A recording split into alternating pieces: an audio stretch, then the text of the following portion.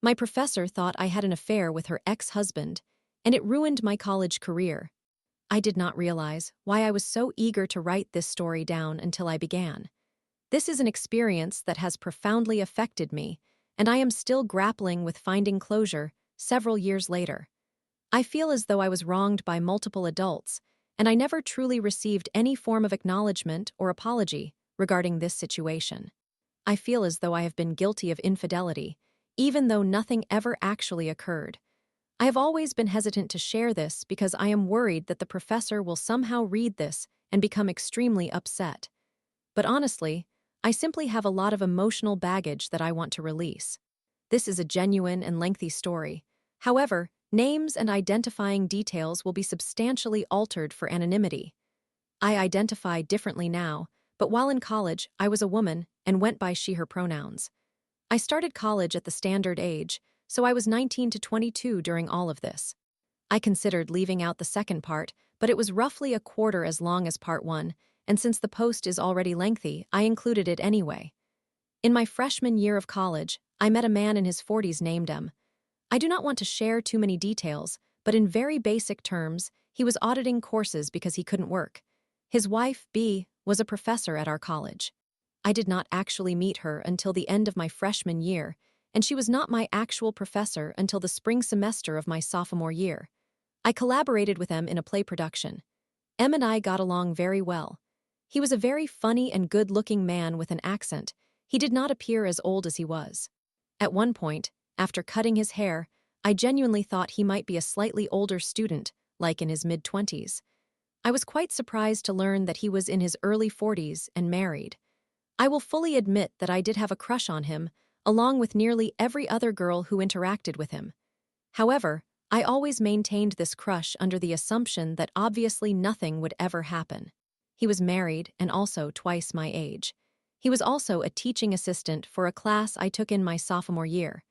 At the end of the fall semester of my sophomore year, I discovered that we were going to take the play production we performed during freshman year to a festival. A group of students and one professor traveled there together about a week before the spring semester started. I was very excited because I got to ride there with M and two other guys who slept the entire time. Therefore, we had a lot of opportunities to chat. It felt at times like we were flirting during the trip. We undeniably had chemistry. We all stayed in a hotel, and we were essentially allowed to determine our room arrangements. The professor did not mind if couples shared a room, etc. I expected him to share a room with our 60-year-old professor, since they were both much older than us. However, M roomed with and shared a bed with a girl named H. She was also a student, but a senior, so older than me but still, only 22. I recalled him sharing just before winter break that he and H had sneaked into a dance studio to smoke marijuana and dance together.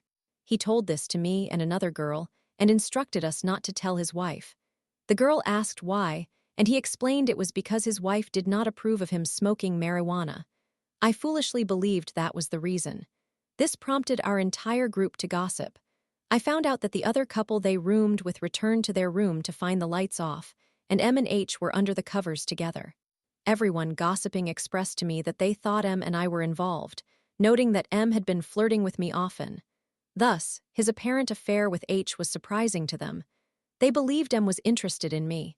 This was incredibly validating because I also felt as though M flirted with me significantly, but I thought perhaps I was being delusional.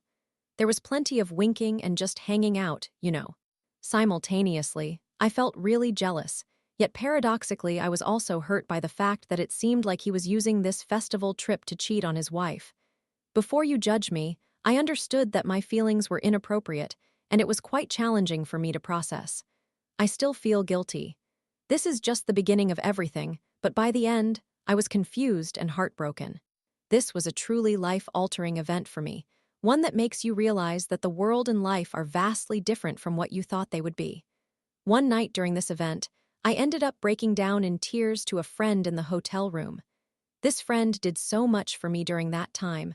I ended up placing too much emotional burden on her, and I still regret it to this day. We lost touch, but I sometimes wish I could reach out to apologize to her and express how much I appreciated her support. Yet I fear that it would come across as me selfishly seeking comfort, but I genuinely hope she understands she was my rock throughout this experience. During this trip, we had 2 school vans to get around, and only a few people were allowed to drive them. Most of the time, I rode with M and H. H called shotgun once, which upset me because I wanted to sit there. She smiled at me condescendingly and said, "Oh, would it make your heart sing if I let you sit in the front?" She consistently exhibited this condescending attitude towards me, and her saying this made it clear that not only was she aware of my crush, but she was also mocking me. She seemed to take pleasure in knowing she had won over me, which made me feel disgusting and ashamed. To complicate matters further, she was in the front with us on the drive back to campus, which lasted several hours. I had to sit in the back while she and M flirted up front. She mocked the music I played and constantly pestered me to use her Spotify playlist. I cannot remember exactly why, but at one point she wanted me to use her phone to search for songs on her Spotify list to keep myself busy. Something along those lines. I was so frustrated. At one point, she played Good Old-Fashioned Lover Boy, and she and M clearly had some sort of inside joke regarding the song, applying it to one another. It was so gross that I could not listen to that song for years. I love it now, and honestly, it irritates me that straight people made such a gay song about them. There were 2 other passengers in the vehicle who I later discovered shared my disgust about the entire drive.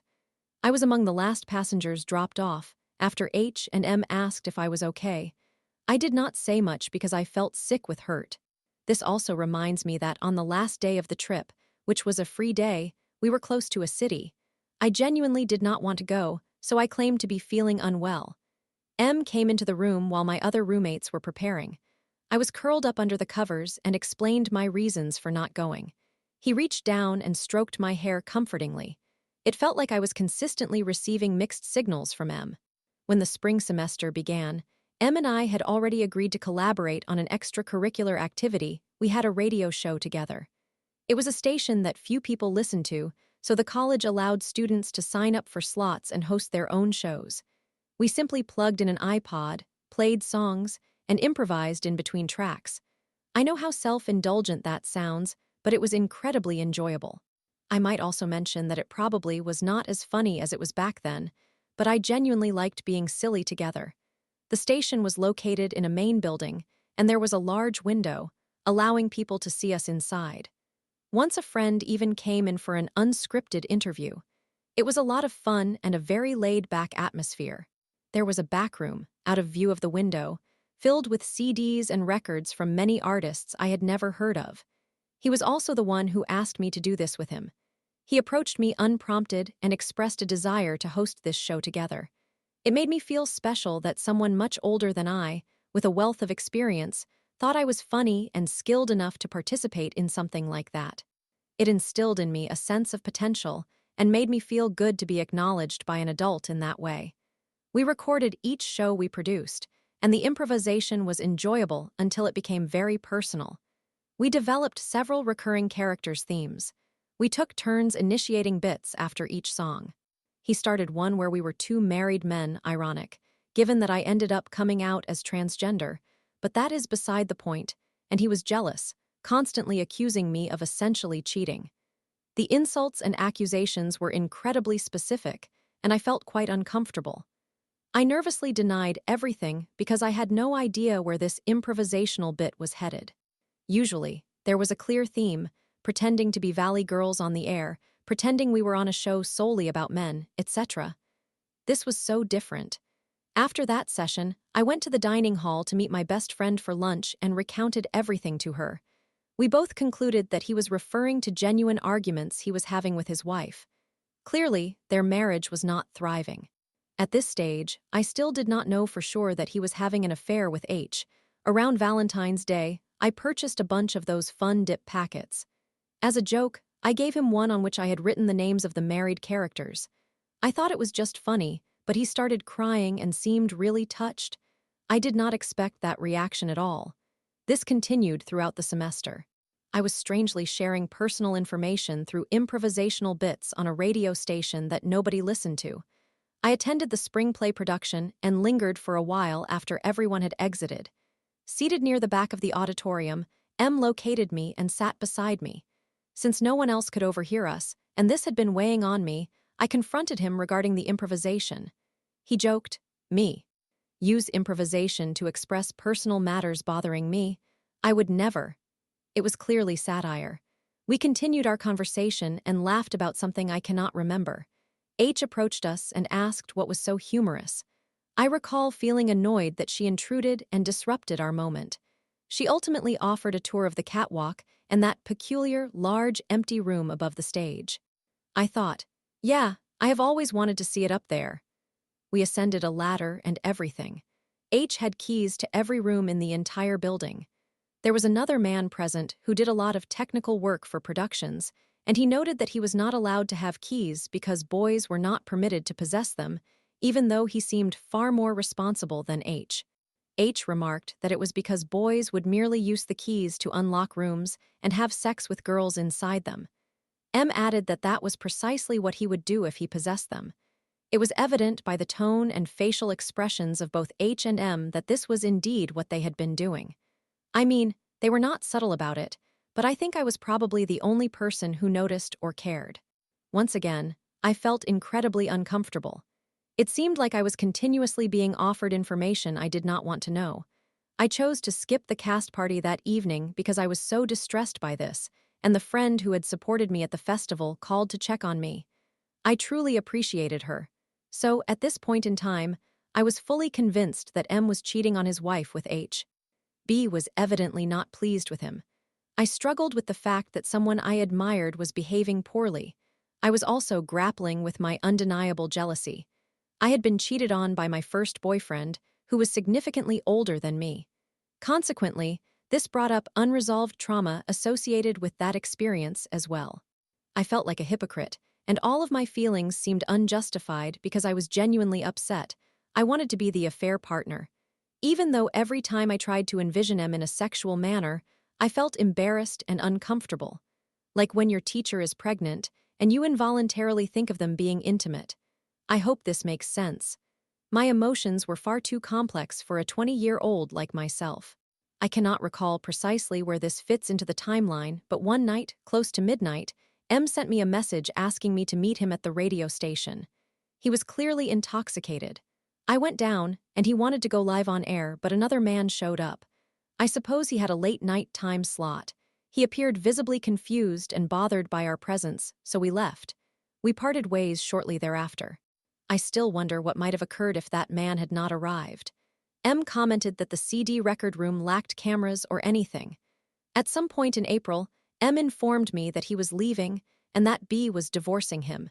He shared this with me while we were in the radio room, of course. We had a lengthy and emotional conversation in there, in front of that window. I can only imagine how that must have appeared to onlookers, if anyone even bothered to glance. I also just allowed my music to play on shuffle during the entire conversation, and there were moments when the silence was filled with an all too relevant song. I did cry about his departure. He seemed somewhat surprised by my emotional reaction, assuring me that we would see each other again, and so on. I ended up confessing my crush to him. Once more, he seemed taken aback and responded, "Oh, I mean, you're cute, but no, I do not think of you in that way at all." Meanwhile, he had just been holding my hand during this conversation.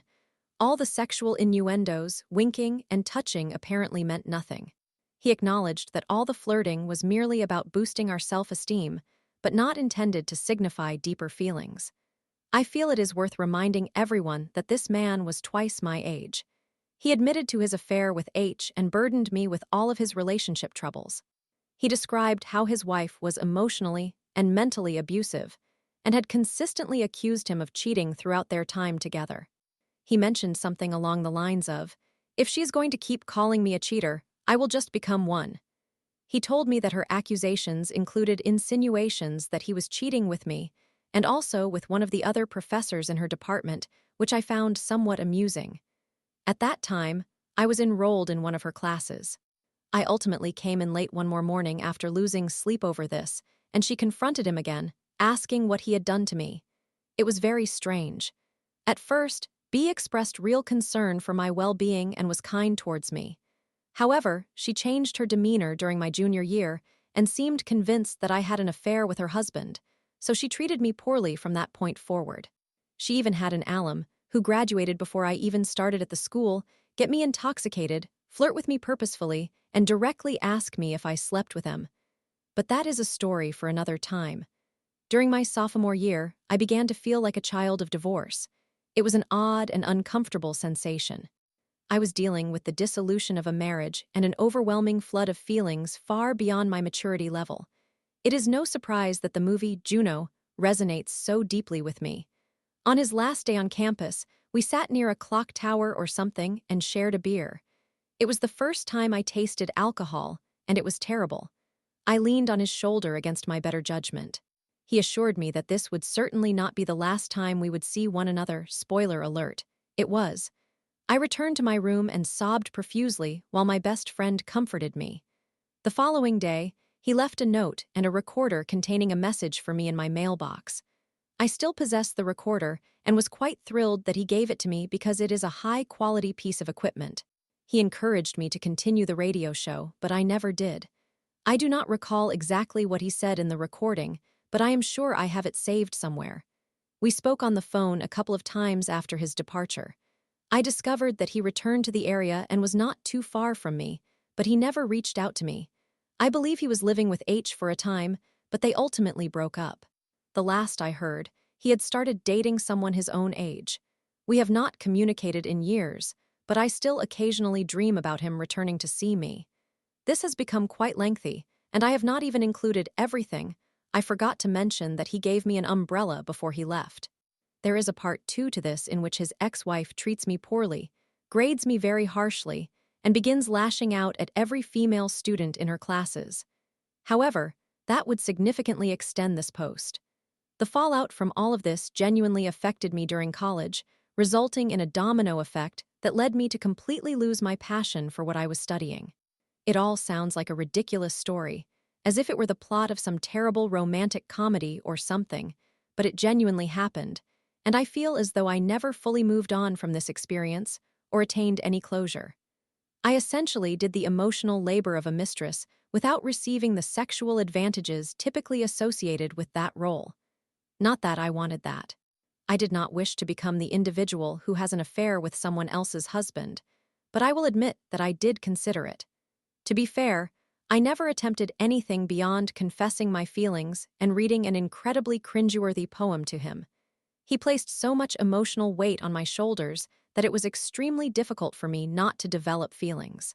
It was a combination of an older man treating me as though I were mature and on his level, and the attention I received from him made me feel special. I was naive, but I also understood that the situation was deeply flawed, albeit not to the degree I comprehend now. He truly blurred the lines of our relationship and used me for emotional support, and all I received in return was another adult projecting her wounded feelings onto me. Part 2 after M left the country, the spring semester concluded shortly thereafter. I do not remember much about that summer because, who does, at that age? Upon returning to school in the fall, I began to feel more confident about my studies. I had another course with B because I believed she was a very good professor, and she taught a specific course I had wanted to take since my freshman year. Unfortunately, I did not perform as well, and I experienced many ups and downs with B. On some days, she was exceptionally patient and kind, helping me with the coursework. Other days, she was extremely critical and curt with me. One day, I arrived in class on a rainy morning, and she rudely remarked that my umbrella was very cool, adding that she used to have one exactly like it.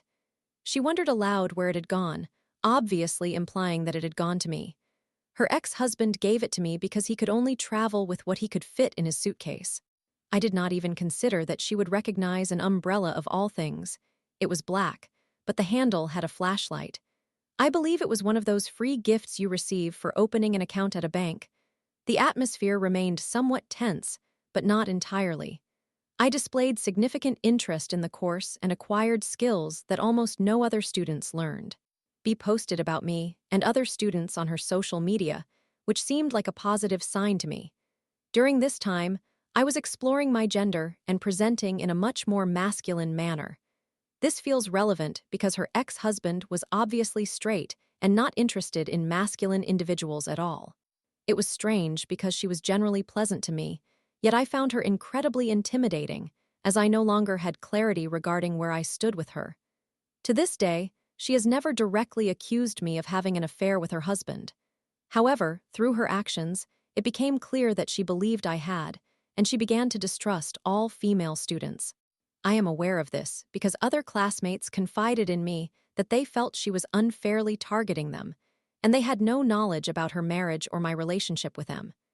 She was exceedingly nice and lenient towards male students, allowing them to evade submission of assignments, while any girl caught doing so would receive a failing grade, with no opportunity for resubmission. This was very strange and quite noticeable. The head of her department refused to speak with her about it. I never approached any administration regarding this, primarily because other students who had contacted administration about B were told they needed to resolve it with her directly, and administration would provide them with advice on how to communicate with B without making her feel threatened. So, there was no way I was ever going to consider talking to B about her divorce and how she treated me. It felt as though merely bringing it up would be an admission of guilt, and I did not want to invite any further wrath upon myself. However, it did not matter, as the situation unfolded regardless. At the end of my junior year, my class with B attended an event in another state. During this event, we met an alumnus from our school. We will refer to him as Jay. Jay graduated before I began college and was working in the field B taught. They were friends, and we were all excited to meet someone working in the profession we desired. It was an enjoyable trip that involved a substantial amount of drinking since everyone else on the trip was a junior or senior, and thus of legal drinking age. B was quite friendly towards me and became extremely intoxicated with us. We visited a couple of bars and a club, and B covered the cost of our Uber ride back to the Airbnb. That night, I consumed a significant amount of alcohol. Jay was particularly friendly towards me and was attractive, but we all knew he was engaged to someone, so I was not trying to pursue him in any capacity. Our entire group participated in a game throughout this trip where we attempted to place stickers on one another without being noticed. This involved a certain level of physical interaction, and Jay and I became quite comfortable with each other doing that. B was far too good at noticing, making it challenging to catch her. The night we drank, at the first bar, one of the wealthier students treated us all to tequila shots, complete with lime and salt. Jay informed me that he was a virgin when it came to tequila shots and had never participated in this before, and I confessed that I had not either. He suggested we do it together, so we did. At the next bar, he offered to buy me a drink. Free drinks, why not? I was a broke college student eager to drink. He brought me 2 mojitos, insisting they were excellent. We sat at the bar together. The music was loud, and Jay, like many intoxicated individuals, was not particularly mindful of personal space. His lips were practically touching my ear as he spoke to me. Somehow, M came up in our conversation, and I casually mentioned that M said hello. In retrospect, it was foolish to even bring him up, but I was drunk. Jay immediately asked if I had slept with M, to which I denied. He continued pressing, suggesting that sometimes good people make poor choices and that it was acceptable to share with him. I reiterated that nothing ever happened, because it did not. Still, I began to feel guilt about the entire situation. During the ride home in the Uber, I sat beside Jay in the very back of the van, as there were about 7 of us. I know this was very foolish, but I placed my hand on his knee. I mean, the guy had been all in my personal space throughout the night, buying me drinks, and I was just a really foolish, really drunk kid. I inquired how he knew about him. Why was he curious? He responded that I should not worry about how he knew and would not disclose why he was asking. After we returned to the Airbnb, I went to bed alone. I actually saw Jay around finals during my senior year, and I am fairly confident he did not even remember who I was. Upon returning to school, I was required to resubmit a final project and received a very poor evaluation. Another professor stated that it simply seemed as if I did not care about my work anymore, which was difficult to hear because I was genuinely trying. Then, when I returned in the fall, everything worsened dramatically. B was one of my senior advisors, and the other one was another woman she suspected of having an affair with her husband. We will refer to her as D. Previously, both were mostly supportive teachers for me. However, I could not seem to do anything correctly throughout that semester. B began gaslighting me in front of the class. I know that sounds absurd, but I am not exaggerating. We were conducting a workshop focused on creating websites, and on the topic of fonts, she informed the class that, during my freshman year, I had asked her what the differences were between Helvetica and Comic Sans. I was taken aback and thought, "What? That did not happen." To which she responded, "That is really funny because you did." If you recall from part 1, I never actually had B as a professor until the spring semester of my sophomore year. I had not even met her until the end of my freshman year. Thus, she was clearly lying and attempting to make me appear foolish in front of my peers. I knew the distinction between Helvetica and Comic Sans, and in that context, it was offensive for her to insinuate otherwise. During this time, I began to hear stories from other students about how unnecessarily critical she was towards them. Her treatment of me deteriorated further. My other advisor, D, suddenly became overly critical as well. 2 of my close friends were also her students, and they agreed that she was being extremely unkind to me. I ended up switching to 2 entirely different advisors for the spring semester, which is not generally recommended since it is ideal to have the same 2 throughout the year. However, I found it absolutely necessary. Unfortunately, one of those advisors, H, was so horrendously unkind that she utterly devastated me. The other advisor, bless him, was a very kind, supportive older man. He was the major reason I graduated. He did not associate with B, H, or D, as his department was vastly different. Everyone in his circle was genuinely a good teacher who supported their students. For what it is worth, Advisor H was subsequently fired, I believe. She was a problematic alcoholic and exhibited extreme rudeness towards everyone. She basically stated that I was too poor to create anything valuable or worthwhile in college. She also had confusing expectations and then suddenly threatened to fail me for attending something I did not even know I was supposed to attend. Additionally, she was involved in an affair with another professor, and they would have shouting matches in academic buildings. She also expected one student to drive her around town while she was inebriated. Between B and advisors D and H, I completely lost my passion and motivation. Due to B and D's excessive criticism, my work stagnated, and I was unable to produce cohesive material. The lack of support from H only exacerbated that, and I became deeply depressed during my senior year. It felt as though B had informed all of these professors that I was a homewrecker, and they had all written me off. It seemed as though Alam J had disclosed what I had said while intoxicated, and B decided I was guilty regardless. I could not approach administration regarding this, and my friends could only offer limited support. Nevertheless, I managed to graduate, despite breaking my track record of good grades. I essentially surrendered and just compiled enough decent work to get by, because I knew that Advisor H would assign me a bad grade no matter what. However, graduating did not resolve everything, because when I received my diploma on stage, I sat down and opened it, only to find that the school had given me essentially an IOU. Most people received their diplomas, but for some reason, mine was withheld, and I did not receive it until about 3 months later in the mail. It was incredibly disheartening and felt like one final slap in the face. That is my story. Thank you for reading.